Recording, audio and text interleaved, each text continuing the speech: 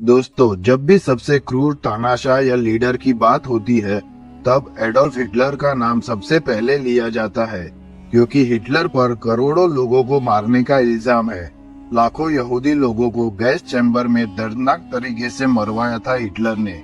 World war 2 शुरू होने का कारण बना था हिटलर, और ऐसे ही कई इल्जाम हिटलर पर लगाए गए हैं। लेकिन हिटलर के बारे में जो बताया गया है, क्या वही सच है या हिटलर का सच कुछ और है? तो दोस्तों, आज के इस वीडियो में हम जानेंगे कि हिटलर का जन्म कैसे हुआ था, उसका बचपन कैसे गुजरा था, हिटलर ने जर्मनी की आर्मी क्यों ज्वाइन की थी, फिर ऐसे कौन से हालात पैदा हुए जर्मनी में कि हिटलर ने लीडर बनने का तय किया, जर्मन लोगों ने हिटलर को क्यों पसंद किया था, और कैसे वो जर्मनी की नाजी पार्टी का लीडर बना था, और किस तरह से उसने जर्मनी को एक मजबूत देश बनाया। हिटलर ने अपने बहुत सारे हमशक्ल क्यों बना रखे थे, और क्या हिटलर ने आत्महत्या की थी या वो एक झूठी खबर थी, और हिटलर जिस बंकर में रहता था वहाँ आखिरी दिनों में क्या हुआ था, वो सब हम जानेंगे इस वीडियो में। तो दोस्तों, ये है एडोल्फ हिटलर और उनकी पत्नी क्लारा, जो उस समय ऑस्ट्रिया हंगरी साम्राज्य के इस ब्रॉनो एम इन गाँव में रहते थे, जो जर्मनी के बॉर्डर पर ही था। तो 20 अप्रैल 1889 के दिन इनके घर में एक बच्चे का जन्म होता है, जिसका नाम एडोल्फ रखा गया। ये उस बच्चे की इमेज है, यानी हिटलर की। अब हिटलर के पिता एक कस्टम ऑफिसर थे, तो उनके रिटायरमेंट के बाद ये लोग इस लिंच शहर में रहने आ गए। यहीं पर हिटलर का ज्यादातर बचपन बीता और यहीं पर उनकी शुरुआती पढ़ाई हुई। लेकिन साल 1903 में हिटलर के पिता की मौत हो गई, और हिटलर पढ़ाई में कमजोर होने के कारण उसका मन पढ़ाई में नहीं लग रहा था, लेकिन वो कला में माहिर था। इसलिए हिटलर ने ऑस्ट्रिया हंगरी साम्राज्य की राजधानी इस वियना शहर में फाइन आर्ट्स एकेडमी में 2 बार अप्लाई किया, क्योंकि हिटलर को आर्टिस्ट बनना था। लेकिन उसे वहाँ एडमिशन नहीं मिला, तो एडमिशन ना मिलने के कारण वो वापस इस लिंच शहर में आ गया अपनी माँ के पास, और हाई स्कूल की पढ़ाई करने लगा। अब उस वक्त हिटलर अपने हाई स्कूल के इतिहास के टीचर से कुछ ज्यादा ही प्रभावित हो गया था, और वो टीचर एक कट्टर जर्मन राष्ट्रवादी थे। तो उस जर्मन राष्ट्रवादी टीचर का हिटलर के दिमाग पर गहरा असर पड़ा। इसलिए हिटलर पैदा तो ऑस्ट्रिया हंगरी में हुआ था, और उसकी पढ़ाई लिखाई भी यही हो रही थी। लेकिन इस टीचर के कारण हिटलर उनके पड़ोसी देश जर्मनी से कुछ ज्यादा ही प्रभावित हो गया था, वो भी हाई स्कूल के दिनों में ही। तो ऐसे ही हिटलर की हाई स्कूल की पढ़ाई चल रही थी, पर बदकिस्मती से साल 1908 में कैंसर के कारण हिटलर की मां क्लारा की भी मौत हो जाती है। तो उसकी मां क्लारा की मौत के बाद अब हिटलर ने अपनी पढ़ाई आधी छोड़ दी और वियना शहर चला गया, और वहां जाकर हिटलर ने पोस्ट कार्ड और पेंटिंग बनाना शुरू कर दिया, क्योंकि कला में तो वो माहिर ही था, और उसे बेचकर कुछ पैसे कमा लेता था, जिससे उसका थोड़ा बहुत गुजारा हो जाता था। तो 1908 से 1913 तक हिटलर इसी शहर में रहा, एक घुमक्कड़ की तरह, वो भी बिना परिवार के। तो इन 5 सालों में अकेलापन, गुमनामी, गरीबी और लाचारी को हिटलर ने अच्छे से महसूस किया था। इसी दौरान हिटलर ने इतिहास और राजनीति जैसी कई किताबें पढ़ ली। इन किताबों को पढ़ने के बाद हिटलर को जो विचार आते थे, उन विचारों को अपने चित्रों में उतार देता था और उसे बाजार में बेच देता था। लेकिन इन किताबों को पढ़ने के बाद धीरे धीरे हिटलर को राजनीति समझ में आ रही थी, और अब वो हर रोज न्यूज़पेपर में पढ़ने लगा कि ऑस्ट्रिया हंगरी, यूरोप और दुनिया में क्या चल रहा है, और वो सब जानने लगा था। उसी दौरान ऑस्ट्रिया में और वियना शहर में एक आंदोलन हुआ, और यहूदी विरोधी विचारधारा यानी एंटीसेमिटिज्म को बढ़ावा दिया गया कि यहूदी लोग जर्मनी के हायर और मिडिल क्लास लोगों के दुश्मन हैं। तो इस घटना ने भी हिटलर के दिमाग पर गहरा असर किया। अब हिटलर एक तो उसके हाई स्कूल के टीचर से, और दूसरा इस आंदोलन के कारण जर्मनी से इतना प्रभावित हुआ कि उसने जर्मनी के लिए कुछ करने की ठान ली, और वो 1913 में वियना शहर को छोड़कर जर्मनी के म्यूनिख शहर चला जाता है और आर्मी ज्वाइन करने का इरादा बना लेता है। और इसी इरादे से हिटलर ने आर्मी में भर्ती होने की एग्जाम भी दी, लेकिन कमजोर स्वास्थ्य के कारण वो फेल हो गया। अब जाहिर सी बात है कि हिटलर को इससे सदमा लगा होगा, क्योंकि हिटलर जर्मनी के प्रति अपनी वफादारी साबित करना चाहता था। लेकिन किस्मत से उसे एक और मौका मिलता है, क्योंकि कुछ महीनों बाद जून 1914 में फर्स्ट वर्ल्ड वॉर शुरू हो जाता है, जिसमें जर्मनी भी शामिल होता है और हिटलर को फौज में जाने का सुनहरा मौका मिल जाता है। क्योंकि अब एक बहुत बड़ा युद्ध होने वाला था, तो जर्मनी को सैनिकों की जरूरत थी। तो कुछ महीनों की ट्रेनिंग के बाद हिटलर को 21 अक्टूबर 1914 को आर्मी में भर्ती किया गया। लेकिन शुरू में हिटलर एक मैसेंजर की तरह काम कर रहा था। उसने अपना काम पूरी जिम्मेदारी से किया। इस कारण हिटलर को जर्मनी के second class iron cross award से सम्मानित किया गया। इसके बाद हिटलर ने बैटल ऑफ वाइप्रेस, बैटल ऑफ आरास और बैटल ऑफ सोमे जैसी कई लड़ाइयां लड़ी। लेकिन बैटल ऑफ सोमे के दौरान हिटलर के पास एक बम फूटा, जिस कारण हिटलर घायल हो गया और चोट लगने के कारण उसके इलाज के लिए उसे जर्मनी भेज दिया गया। और उसकी इस बहादुरी पर उसका प्रमोशन हुआ और जब वो ठीक हो गया 1917 में, तब उसे लांस कॉर्पोरल बना दिया गया। फिर 18 मई 1918 के दिन हिटलर को ब्लैक वाउंड बैज से सम्मानित किया गया और 4 अगस्त 1918 के दिन फर्स्ट क्लास आयरन क्रॉस से सम्मानित किया गया। पर 15 अक्टूबर 1918 के दिन बैटल ऑफ वाइप्रेस की दूसरी लड़ाई में ब्रिटिश सेना ने पॉइजन गैस से हमला किया। इस हमले ने हिटलर को अस्थायी रूप से अंधा कर दिया और फिर से हिटलर को अस्पताल में भर्ती किया गया। अब हिटलर का जो बीता हुआ कल था, अकेलापन, लाचारी और गरीबी से भरा, इससे हिटलर बाहर आ चुका था। क्योंकि प्रथम विश्व युद्ध ने हिटलर को बहुत कुछ सिखाया। अनुशासन में रहना, अच्छे से लीडरशिप करना, आत्मविश्वास बनाए रखना, बहुत कुछ सीखा हिटलर ने इस युद्ध से। और जर्मनी के प्रति अपनी वफादारी भी साबित की। इस कारण तो उसे कई मेडल भी मिले थे। यानी सब कुछ ठीक चल रहा था। हिटलर भी अपने काम से खुश था। तभी जिस हॉस्पिटल में वो भर्ती था, वहाँ पर एक खबर आती है कि आज यानी 11 नवंबर 1918 के दिन जर्मनी ने सरेंडर कर दिया, यानी जर्मनी युद्ध हार गया। हिटलर के लिए यह एक बहुत बड़ा सदमा था, क्योंकि हिटलर और जर्मनी के कई लोगों का मानना था कि जर्मन सेना युद्ध के मैदान में इतनी मजबूत थी कि उनका हारना नामुमकिन था। और दूसरी तरफ जर्मनी का जो राजा था, वो युद्ध के आखिरी दिनों में जर्मनी से भाग गया। तो अब जर्मनी की सत्ता संभालने वाला कोई नहीं था। इस कारण 13 फरवरी 1919 के दिन स्केडेमेंट कैबिनेट बनाई गई, जिसमें जर्मनी के राजनेता, मिनिस्टर, आर्मी ऑफिसर जैसे बड़े बड़े लोगों ने मिलकर वेमार रिपब्लिक की स्थापना की, जिसमें जर्मनी के लिए एक नया संविधान बनाया गया। लेकिन इसमें बहुत सारी कमियां थी। इस कारण कई जर्मन लोगों को यह संविधान पसंद ही नहीं था। और ऊपर से इस कैबिनेट के मेंबर्स ने मिलकर 28 जून 1919 के दिन वर्साइल की संधि पर साइन कर दिया। फर्स्ट वर्ल्ड वॉर में अमेरिका, फ्रांस और ब्रिटेन ये तीनों एक साथ थे। तो इन तीनों ने मिलकर जर्मनी के साथ कठोर और अपमानजनक वर्साइल की संधि की। इस संधि को कठोर और अपमानजनक इसलिए कहते हैं क्योंकि फर्स्ट वर्ल्ड वॉर से पहले ये जो ब्लैक कलर में अफ्रीकी देश है, वो जर्मनी की कॉलोनीज थे। लेकिन इस संधि के तहत इन कॉलोनीज को जर्मनी से छीन लिया गया। इस संधि के तहत जर्मनी को अपनी 13% जमीन गंवानी पड़ी। मतलब जर्मनी को तोड़कर दूसरे देशों को बांट दिया गया। और इस तोड़े हुए भाग पर जर्मन लोग रहा करते थे, जो रातों रात दूसरे देश के नागरिक बन गए। और ये जो 13% जमीन थी, उसमें लगभग जर्मनी का 48% आयरन एंड कोल प्रोडक्शन हुआ करता था। मतलब इस संधि ने सीधा जर्मनी की इकोनॉमी को भी इफेक्ट किया। फिर जर्मनी की रही सही ताकत को तोड़ने के लिए अमेरिका, फ्रांस और ब्रिटेन ने मिलकर जर्मनी की सेना पर भी पाबंदी लगा दी।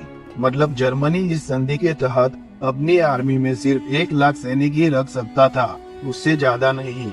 इसके अलावा जर्मनी की नौसेना और वायुसेना पर पूरी तरह पाबंदी लगा दी गई। जर्मनी अब अपनी कॉलोनीज भी नहीं बना सकता, यानी जर्मनी अब किसी भी देश पर कब्जा नहीं कर सकता। अब यहाँ तक तो ठीक था, लेकिन इस युद्ध में दुनिया को जो आर्थिक नुकसान हुआ था, उसके लिए भी अकेला जर्मनी को दोषी ठहराया गया कि वर्ल्ड वॉर 1 का गुनहगार जर्मनी है। इस कारण दुनिया को जो नुकसान हुआ है, उसकी भरपाई भी जर्मनी करेगा। और जर्मनी पर 6.5 अरब पाउंड का जुर्माना लगाया गया, वो भी आज से 100 साल पहले। तो इस तरह से इस वर्साइल की संधि ने जर्मनी को आर्थिक और सैन्य दृष्टि से अपाहिज बना दिया था। इस कारण यह संधि जर्मनी के लिए कठोर और अपमानजनक थी। इसलिए जर्मन लोग इसे एक राष्ट्रीय कलंक मानते थे और इस संधि के खिलाफ थे, जिसमें हिटलर भी शामिल था। तो इस अपमानजनक वर्साई की संधि के कारण हिटलर के अंदर के राष्ट्रवाद को और आग मिली और हिटलर ने फैसला लिया कि वो अब राजनीति में जाएगा और एक लीडर बनेगा।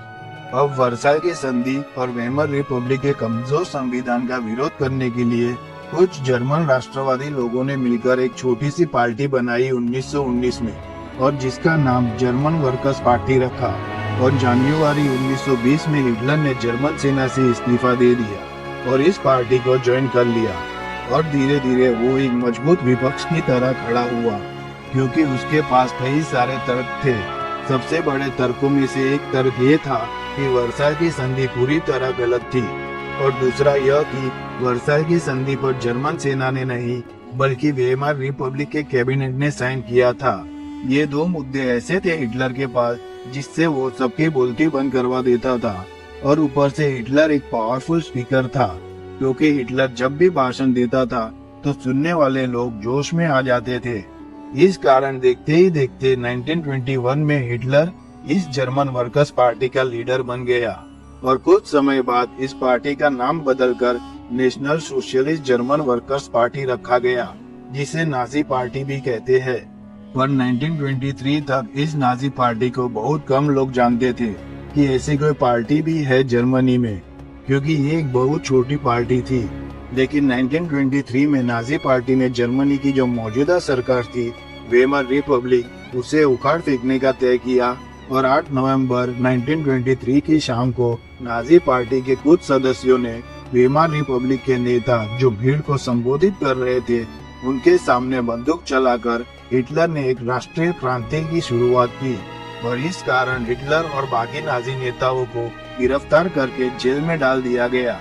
अब भले ही हिटलर की तख्ता पलट की यह कोशिश असफल रही, लेकिन इस घटना ने हिटलर को एक राष्ट्रीय व्यक्ति के रूप में स्थापित किया, जिसके बाद हिटलर पर देशद्रोह का मुकदमा चला और उसे 5 साल के लिए जेल में डाल दिया गया।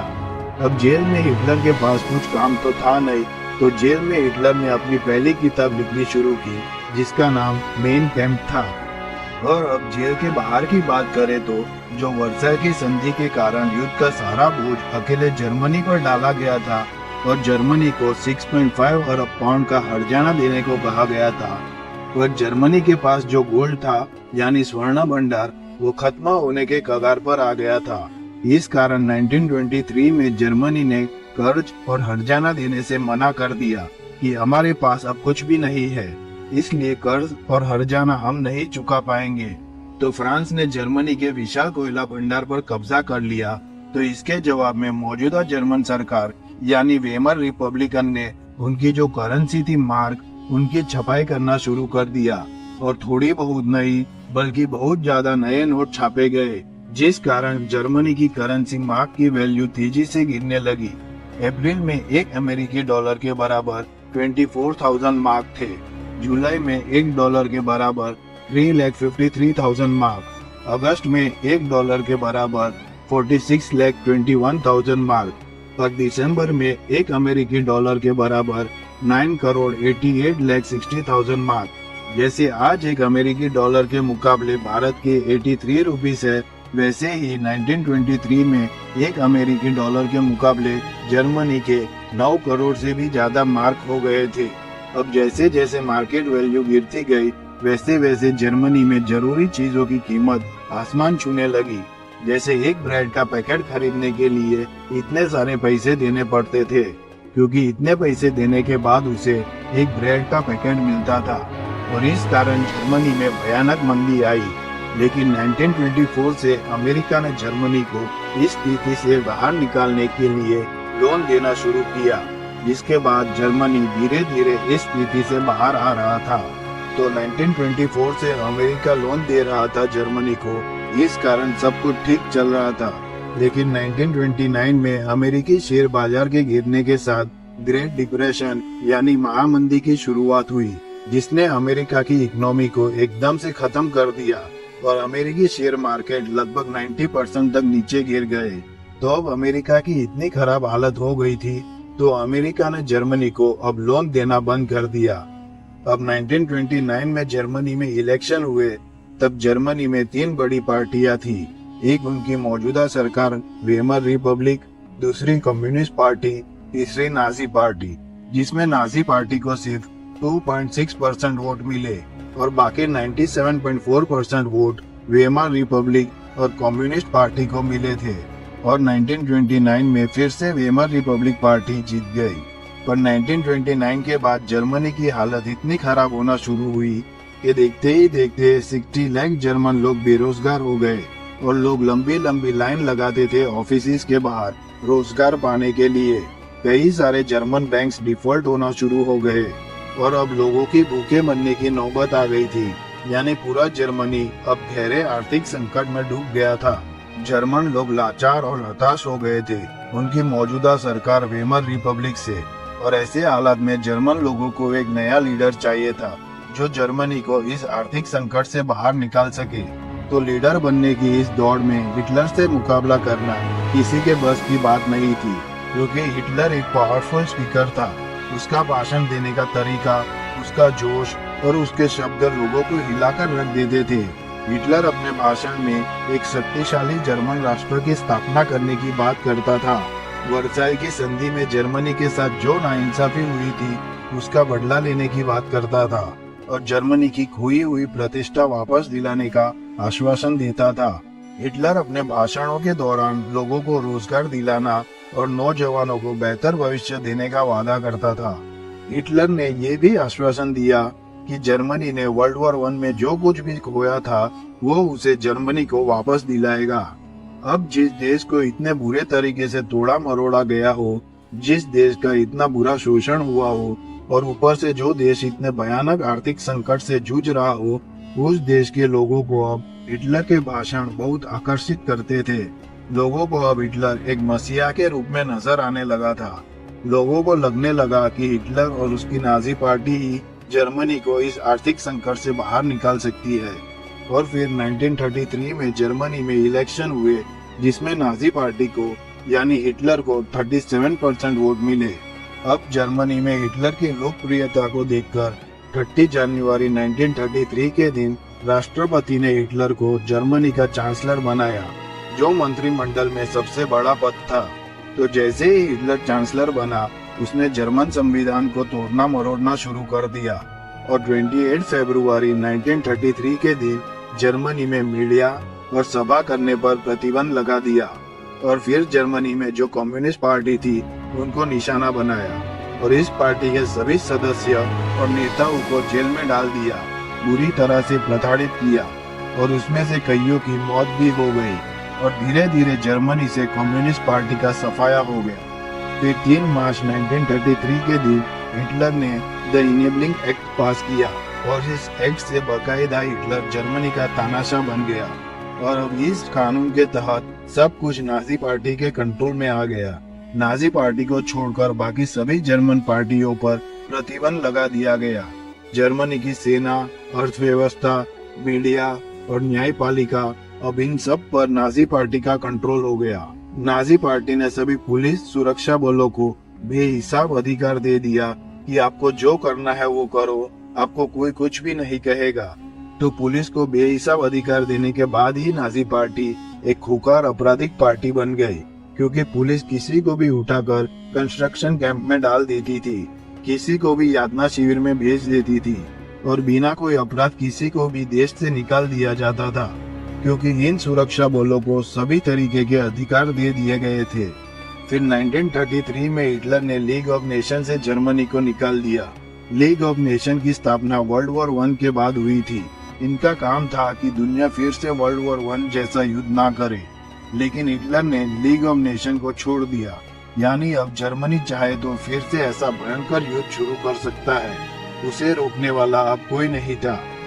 नाजी पार्टी और हिटलर का यह मानना था कि जो ब्लॉन्ड है, नीली आंख वाले लोग हैं, यानी नॉर्डिक जर्मन आर्यन लोग हैं, वही इंसान है और इन्हें दुनिया पर राज करने का और जिंदा रहने का अधिकार है। बाकी जाति के लोग थे, उन्हें जिंदा रहने का कोई अधिकार नहीं है, यानी उन्हें मार देना चाहिए। और इन यहूदी लोगों को जर्मन आर्यन लोगों का सबसे बड़ा दुश्मन माना जाता था। नाजी पार्टी ने सिर्फ यहूदी लोगों को ही निशाना बनाया ऐसा नहीं था। जर्मनी के जिप्सी समाज के लोग थे और इनके अलावा जो ब्लैक कम्युनिटी के लोग थे, इनकी पहले जर्मन नागरिकता छीन ली गई और बाद में पूरे जर्मनी में टोटल 5 लाख ब्लैक कम्युनिटी के लोग थे जिसे नाजी पार्टी ने मरवा दिया। यानी नाजी पार्टी का निशाना सिर्फ यहूदी लोग ही नहीं थे, जर्मनी के सभी निचले समाज के जो लोग थे वो भी नाजी पार्टी के निशाने पर थे, जिसमें सबसे बुरा हाल इन यहूदी लोगों का हुआ था क्योंकि हिटलर और नाजी पार्टी के लोग सब ईसाई धर्म के लोग थे जिनके भगवान थे जीसस क्राइस्ट, जिसे 2000 साल पहले यहूदी लोगों ने सूली पर लटका दिया था। इसी कारण कई ईसाई लोगों की नजर में यहूदी लोग हत्यारे थे। और दूसरा कारण था कि वर्ल्ड वॉर 1 में ब्रिटेन और यहूदी लोगों के बीच एक समझौता हुआ था। 2 नवंबर 1917 के दिन बेल्फोर डिक्लेरेशन हुआ था, जिसमें यह तय हुआ था कि यहूदी लोगों को ब्रिटेन की मदद करनी थी वर्ल्ड वॉर 1 में, और अगर ब्रिटेन युद्ध जीत जाता है तो यहूदी लोगों को फिलिस्तीन में एक नया देश बनाकर दिया जाएगा। अब जर्मनी हार गया था, लेकिन किसके कारण? इस ब्रिटेन के कारण। और ब्रिटेन को किसने मदद की थी? यहूदी लोगों ने। तो इस कारण भी बहुत सारे जर्मन लोग जर्मनी की हार के लिए यहूदी लोगों को जिम्मेदार मानते थे। तो हिटलर इन लोगों को जर्मनी से निकालना चाहता था, इसलिए हिटलर ने यहूदी लोगों के लिए कई सारे सख्त कानून बनाए, जैसे यहूदी लोग जर्मन लोगों से शादी नहीं कर सकते, जर्मनी का राष्ट्रध्वज पहनने पर पाबंदी लगा दी गई, यहूदी लोगों को सरकारी नौकरी से निकाल दिया गया, यहूदी लोगों के व्यवसाय का बहिष्कार किया गया और यहूदी लोगों की संपत्ति भी छीन ली गई। और पूरे जर्मनी में जितने भी यहूदी लोग थे उन्हें एक जगह पर इकट्ठा किया जाने लगा। एक तो जर्मनी के अंदर कुछ ऐसा चल रहा था, अब जर्मनी के बॉर्डर पर एक नया खेल शुरू किया हिटलर ने। और 1938 तक वर्साइल की संधि के कारण जिस एरिया को जर्मनी से छीन लिया गया था वो हिटलर ने वापस ले लिया और जर्मनी में मिला दिया। फिर जर्मनी और यूएसएसआर ने मिलकर पोलैंड पर हमला किया, जिस कारण दूसरा विश्व युद्ध शुरू हो गया। और फिर पोलैंड को हराकर आधा पोलैंड हिटलर ने अपने कब्जे में ले लिया और इसके बाद पोलैंड के लोगों को अपने घर बार छुड़वाकर पोलैंड की एक जगह पर इकट्ठा किया जाने लगा। जैसे यहूदी लोगों को जर्मनी की एक जगह पर इकट्ठा किया गया था, वैसे ही पोलैंड के लोगों को पोलैंड में एक जगह पर इकट्ठा किया गया। अब इसमें आप देख सकते हो ये सेकेंड वर्ल्ड वॉर के पहले का जर्मनी है, लेकिन 1941 आते आते हिटलर यानी नाजी सेना ने ज्यादातर यूरोपियन देशों पर कब्जा कर लिया था। मतलब बाकी के सभी देश अब हिटलर के कंट्रोल में आ गए थे। तो 1941 के बाद हिटलर ने इस पूरे भाग पर अलग अलग जगहों पर यातना शिविर बनाना शुरू कर दिया, यानी होलोकॉस्ट के लिए कंसंट्रेशन कैंप बनाए गए, जिसमें पोलैंड के लोगों को, यहूदी लोगों को और बाकी सभी निचले समाज के लोगों को इसके अंदर डलवा दिया। इसके बाद पूरे यूरोप से ऐसे सभी लोगों को ट्रेन में भर भर के लाया जाता था और उन्हें भी इस कैंप में डाल दिया गया। नाजी सेना का मानना था कि इन लोगों को जिंदा रहने का कोई अधिकार नहीं है। इन लोगों से इन कैंप में रात दिन काम करवाया जाता था। इन्हें खाने को कुछ नहीं दिया जाता था, क्योंकि नाजी सेना चाहती थी कि ये लोग काम करते करते भूखे मर जाएं, और अगर काम करते करते ना मरे तो इन लोगों को गैस चैम्बर में डालकर जहरीली गैस से मरवा दिया जाता था। इन सभी कैंपों को मिलाकर लगभग 1,50,00,000 जितने लोगों को इन यातना शिविर में डाल दिया गया था, जिसमें से करीब 1,10,00,000 से लेकर 1,20,00,000 लोग मारे गए थे।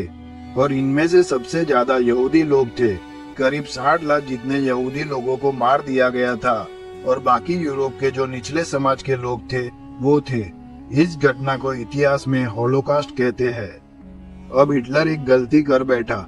यूरोप का बहुत बड़ा एरिया कब्जाने के बाद भी हिटलर और एरिया पर कब्जा करना चाहता था, इसलिए उसने यूएसएसआर पर हमला कर दिया और शुरुआत में उसे काफी सफलता भी मिली और उसने यूएसएसआर के काफी बड़े एरिया पर कब्जा भी कर लिया।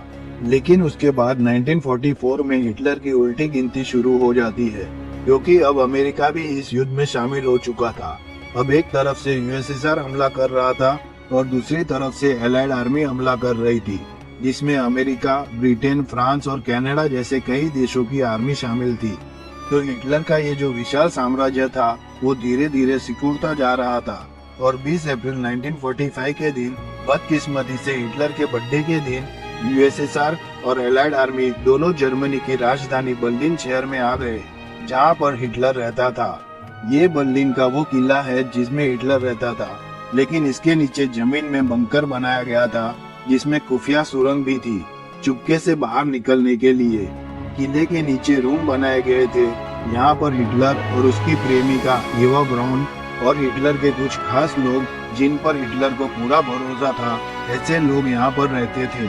अब यूएसएसआर और एलाइड आर्मी दोनों ने मिलकर बर्लिन शहर पर इतनी बमबारी की कि बर्लिन शहर एक खंडर बन चुका था और पूरी तरह तबाह हो चुका था और हिटलर की हर कोशिश नाकाम हो गई थी उन्हें रोकने की। ऐसे में हिटलर के सेना अधिकारी हिटलर को खबर देते हैं कि अब हम ये युद्ध नहीं जीत सकते, हमारी हर कोशिश नाकाम हो गई है। और अब हिटलर समझ चुका था कि अब उसकी मौत पक्की है। तो अब एक तरफ 29 अप्रैल 1945 के दिन पूरे बर्लिन शहर पर बमबारी हो रही थी, वहाँ दूसरी तरफ हिटलर अपने बंकर में अपनी प्रेमिका के साथ शादी कर रहा था, जिसमें कुछ गिने चुने उसके खास लोग शामिल हुए थे। लेकिन उसी दिन हिटलर को खबर मिलती है कि इटली के तानाशाह बेनिटो मुसोलिनी और उसकी बीवी को मार दिया गया है, जो हिटलर का खास दोस्त था, क्योंकि इस युद्ध में मुसोलिनी हिटलर के साथ ही था। तो मुसोलिनी को और उसकी बीवी को बहुत बुरी तरीके से तड़पा कर मारा गया था। इस कारण हिटलर नहीं चाहता था कि उनकी मौत भी मुसोलिनी की तरह हो, और इसलिए हिटलर ने सरेंडर करने की बजाय सुसाइड करने का सोचा। अब हिटलर ईसाई धर्म से था, तो ईसाई धर्म में मरने के बाद लाश को दफनाते हैं, लेकिन हिटलर ने अपने खास लोगों को बुलाया जो उस बंकर में उसके साथ थे और उन्हें कहा कि अगर मैं मर जाऊं तो मेरी लाश को पहले जला देना और बाद में मुझे दफनाना।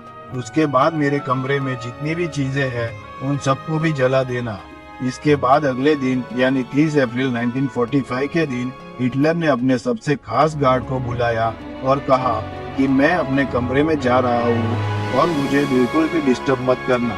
कुछ देर बाद गोली चलने की आवाज आती है, तो उनके खास लोग हिटलर के कमरे में जाते हैं, जहाँ पर उन्होंने देखा कि हिटलर और उसकी बीवी दोनों मर चुके थे। हिटलर ने खुद को गोली मारकर और उसकी पत्नी ने जहर खाकर आत्महत्या कर ली थी। इसके बाद जैसा तय हुआ था उस तरह से उनकी लाश को पहले जलाया गया और बाद में गड्ढा खोदकर उन्हें दफना दिया गया। तो क्या सच में हिटलर मर गया था? क्योंकि हिटलर ने अपने कुछ डुप्लीकेट भी बना रखे थे और कुछ लोगों के अनुसार इस बंकर में एक सुरंग भी थी। तो यही सवाल यूएसएसआर की आर्मी के सामने था कि जो बंकर में मरा वो हिटलर ही था या उसका डुप्लीकेट था। तो जर्मनी के सरेंडर करने के बाद यूएसएसआर के सैनिक हिटलर के बंकर में गए, जहां पर हिटलर को दफनाया गया था। उस गड्ढे को फिर से खोदते हैं ताकि कुछ सबूत मिले कि इसमें हिटलर को ही दफनाया गया था। और यहाँ पर उन्हें दांत मिले और एक खोपड़ी मिली जिस पर बंदूक की गोली का निशान भी था। तो इन दोनों सुरागों को यूएसएसआर के अफसर अपने देश यूएसएसआर ले गए और फोरेंसिक लैब में इसकी जांच हुई। इसके बाद हिटलर का जो पर्सनल डॉक्टर था, जो हमेशा हिटलर के साथ रहता था, उससे बुलाकर पूछा गया कि ये दांत हिटलर के हैं। तो उस डॉक्टर ने कहा कि हाँ, ये हिटलर के ही दांत है। तो उस गड्ढे में जिसे दफनाया गया था वो हिटलर ही था। तो वर्ल्ड वॉर 2 के बाद न्यूरेमबर्ग में एक इंटरनेशनल मिलिट्री ट्रिब्यूनल बनाई गई और इसको शांति के खिलाफ जो अपराध किए गए थे नाजी सेना द्वारा, उन पर मुकदमा चलाने की जिम्मेदारी दी गई। नाजी सेना ने जो काम किया था उसकी दुनिया भर में निंदा की गई, क्योंकि इन्होंने 60 लाख यहूदी, 5 लाख जिप्सीज और ब्लैक कम्युनिटी के लोग, 10 लाख पोलैंड के लोग और यूरोप में रहने वाले कुछ खास नस्ल के लोगों को सामूहिक रूप से मार दिया था। इसके अलावा नाजी पार्टी के विरोध में जो पार्टी थी, उनके कई राजनेताओं को भी मौत के घाट उतार दिया गया था। ये सभी आरोप हिटलर और उनकी नाजी पार्टी पर लगाए गए थे। इस कारण न्यूरेमबर्ग ट्रिब्यूनल ने 11 नाजी सेना के अधिकारियों को मौत की सजा दी और बाकी सबको उम्र कैद की सजा दी गई। और फर्स्ट वर्ल्ड वॉर के बाद जर्मनी पर जो कठोर नियम लगाए थे, वैसे नियम सेकेंड वर्ल्ड वॉर के बाद नहीं लगाए, ताकि फिर से नाजी सेना और हिटलर जैसा कोई लीडर पैदा ना हो। क्योंकि ज्यादातर इतिहासकारों का मानना है कि वर्साइल की संधि के कारण ही नाजी पार्टी और हिटलर का जन्म हुआ था। तो दोस्तों ये थी हिटलर के पैदा होने से लेकर मरने तक की कहानी। तो दोस्तों अगर वीडियो अच्छी लगी हो तो लाइक, शेयर और सब्सक्राइब करना मत भूलना। Thank you.